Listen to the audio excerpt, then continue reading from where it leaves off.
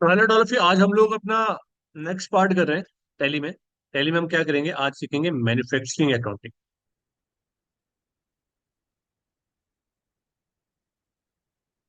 Manufacturing accounting basically होती क्या है? अगर आप किसी मैन्युफैक्चरिंग यूनिट में चले गए, मैन्युफैक्चरिंग कंपनी में चले गए, तो वहां पे किस तरीके की ट्रांजेक्शन्स करी जा रही होंगी? वहां पर क्या होगा?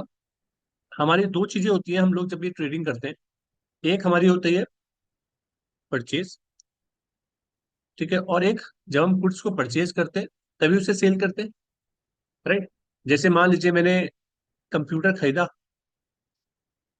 और उसे बेच दिया, तो कंप्यूटर ही मेरा क्या है? मेरा परचेज आइटम भी क्या है? कंप्यूटर। और सेल आइटम भी क्या है? लेकिन मैन्युफैक्चरिंग कंपनी में ऐसा नहीं होता। मैन्युफैक्चरिंग कंपनी में क्या होता है, आप खरीदते क्या हो? कुछ और। जैसे आप कंप्यूटर बनाते हो, क्या बनाते हो? कंप्यूटर बनाते हो। तो मैन्युफैक्चरिंग कंपनी में क्या होगा, आप उसके लिए खरीदोगे रॉ मटेरियल, जैसे कि हार्ड डिस्क, मदरबोर्ड, रैम, ठीक है ना, सो ऑन, ऐसे बहुत सारी चीजें खरीदते हो। सब चीजें लिखना, मॉनिटर।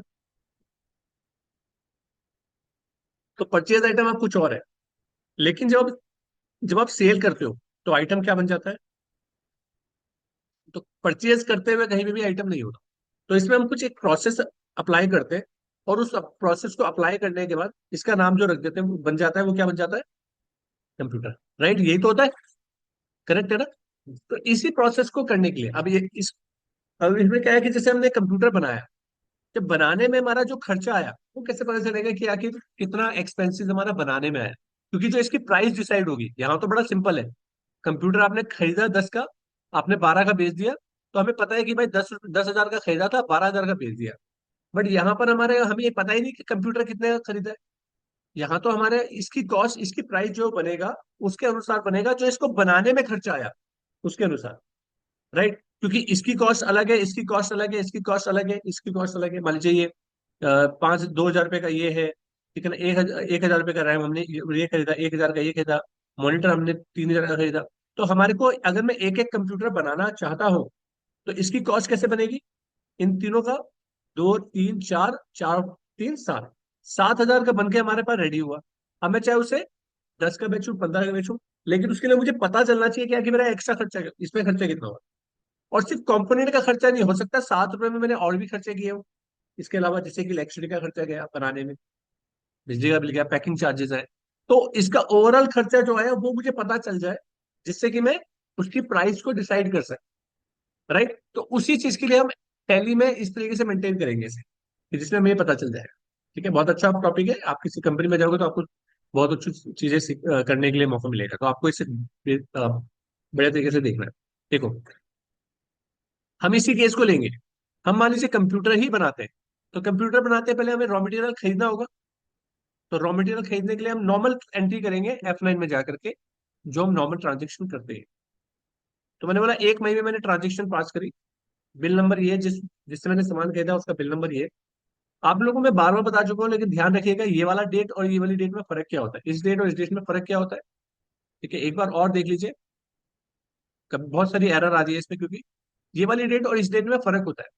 ये वाली जो डेट है वो कौन सी डेट है? क्योंकि जब मैंने ये सामान खरीदा है, तो यहाँ पर मेरे पास एक डॉक्यूमेंट आया होगा, जिस डॉक्यूमेंट को मैंने जिससे सामान खरीदा है उसने मुझे दिया होगा। ये मेरे लिए परचेज बिल है ना, परचेज बिल है। तो ये डॉक्यूमेंट किसका होगा? किसी XYZ पार्टी का होगा जिसने मुझे दिया होगा। तो उसने जिस जिस डेट पे ये डॉक्यूमेंट बनाया होगा, उस डेट इस वाउचर के ऊपर तो वही डेट होगी ना। लेकिन हो सकता है ये वाउचर मुझे मिला हो, ये जो बिल मुझे मिला है वो बहुत दिनों के बाद मिला है, 2-3 दिन के बाद मिला है, 4-5 दिन के बाद मिला। तो जिस दिन मुझे मिलेगा मैं तो उसी दिन एंट्री करूंगा ना अपने बुक में। क्योंकि उससे ये मुझे ये रहेगा कि अगर मान लीजिए उसने 1 तारीख को बिल बनाया और मुझे मिला कितने तारीख को? 4 को। वो तो उसके हिसाब से तो 1 तारीख से ही उसका पेमेंट आना ध्यान में रखेगा कि 1 तारीख को बिल बना दिया था, तो 1 तारीख के हिसाब से बिल आ जा पेमेंट आ जाना चाहिए। लेकिन मेरे पास जब बिल ही नहीं आया तो मैं पेमेंट कैसे करता? मैंने बिल कब देखा? मैंने तो 4 तारीख को देखा। तो मैं अपनी बुक में तो बोलूंगा ना, सर मेरे को तो 4 तारीख को मिला है, तो मैं तो 4 तारीख से कंसीडर करूंगा। तो मैं अपने यहाँ एंट्री कर रहा हूँ किस तारीख में? 4 तारीख। तो ये वाली डेट होगी जो मेरी वाउचर की डेट है। और ये डेट कौन सी होगी? जो जो उस इनवॉइस में डॉक्यूमेंट की डेट, इसलिए तो मैंने यहाँ पे सप्लायर का इनवॉइस नंबर और सप्लाई की डेट पूछ रहा है। क्लियर? तो इस चीज पे आपको ध्यान रखना है। तो अब मैंने यहाँ पे डेट डाल दी। इसके बाद अब मैं रॉ मटेरियल खरीद रहा हूँ उससे। तो ये मैं जिससे खरीद रहा हूँ वो कौन है? कंप्यूटर, सॉरी, पॉलिसी करा मैंने, कंप्यूटर वर्ड, कंपनी का नाम क्या है? Computer word Pvt LTD. Sundry, credit, enter करते हुए जाओगे और एक्सेप्ट करा दोगे। इससे नॉर्मल नॉर्मल तरीके से एक्सेप्ट कराना है, कुछ एक्स्ट्रा नहीं करना। Enter enter enter enter enter. Purchase कर रहा हूँ, यहाँ पे लिया मैंने। अब यहाँ पे मैंने कुछ आइटम बनाए, जैसे कि मेरा हार्ड डिस्क खरीदा। ठीक है, यहाँ पर मैंने इसकी यूनिट दी पीसी, एक्सेप्ट करा दिया। अब यहाँ पे किस गोडाउन में रखूंगा? भाई जब मैं सामान खरीद रहा हूँ तो कहीं ना कहीं तो बताऊंगा किस गोडाउन में रखूंगा। तो मैंने कहा जेमिस गोडाउन में माल जाएगा, और 100 पीस खरीदे मैंने। कितने का? एक हार्ड डिस्क 2000 रुपए की।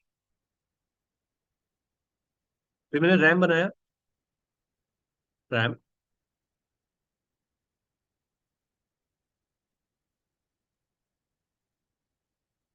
पीसीस। अच्छा, इसमें तो पीसीस मैंने बना चुका, तो मैं अब ले लूंगा वही।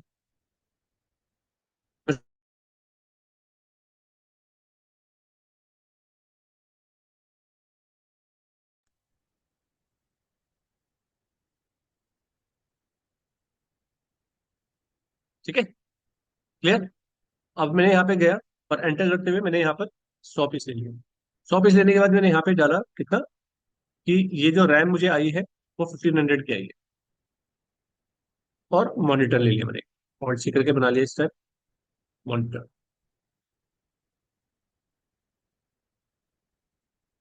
मॉनिटर डाला और इसे एक्सेप्ट करा दिया। अब मैं सारे प्रोडक्ट तो नहीं बनाऊंगा, आपको सिखाने के लिए सिर्फ मैं एक एग्जांपल के तौर पे ये बना लेता हूँ कि 5000 का एक मॉनिटर, और ये 3 प्रोडक्ट मैंने ले लिए।